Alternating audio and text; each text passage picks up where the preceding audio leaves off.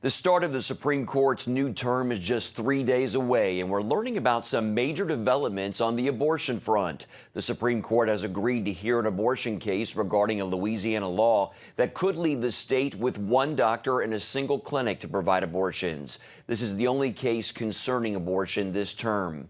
Paul Strand joins us now from our D.C. Bureau to weigh in on the announcement. Paul, why is this case so important? Well, Mark, this is so far, it's the only case this year about abortion, and it's the first one in 3 years, which was when Justice Anthony Kennedy was still on the court, and he would usually rule with the 4 liberals who would, always vote for the abortion side on these things. Not always, but usually. So it's a new day, and it's a new setup for the court.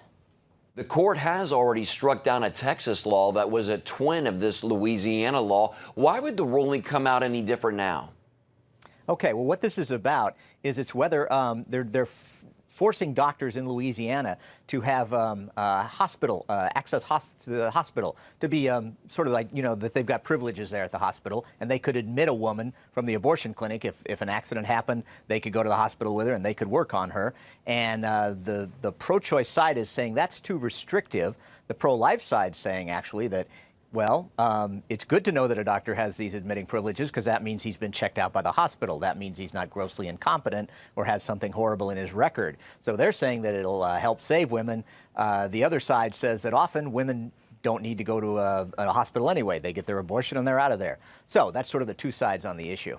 Let's talk a little bit more about that. Some say this is too restrictive and will hurt women's easy access to abortion. What is the argument for why it's needed? You talked about making sure that the people that are doing the procedures are not grossly incompetent. Can you elaborate a little bit more about on the argument as far as the side saying that this law is needed?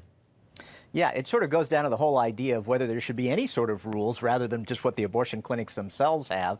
And in this case, you take hospitals that are around the abortion clinic, and they actually have to check this guy out. They have to say, has he done anything suspicious? Does he have a record, etc. In other words, he gets checked out. If you got a guy like a Kermit Cosnell up in Philadelphia, the one who was snipping babies' spinal cords, he just wasn't checked out by people. People didn't know what he was up to. So this way they get an eye on it, and it represents the side that says all these restrictions that we're trying to put on abortion clinics, it's basically for the safety of women and to protect them. This way, like I said, if something goes wrong and this doctor gets admitted to all the local hospitals, that means any of those local hospitals, she gets in trouble, he can get her right in there, and he who knows exactly what's happened to her, he's the one who can work on her. Many pro-life advocates, Paul, are hoping the court might end up reversing Roe v. Wade because of this case. What do you think the odds are of that?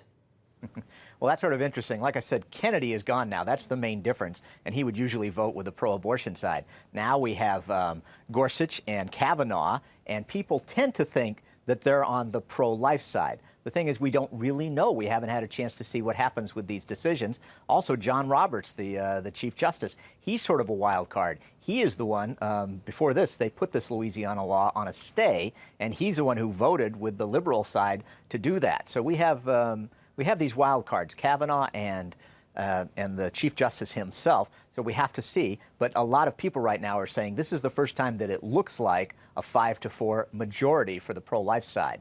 So that's why folks are hopeful that this could be used to overturn Roe v. Wade, because they're saying, well, you're getting in there and you're messing around with abortion anyway. Why not go all the way and put severe restrictions on it? So that's the argument for it. All right, Paul Strand, thank you for your analysis. We appreciate it.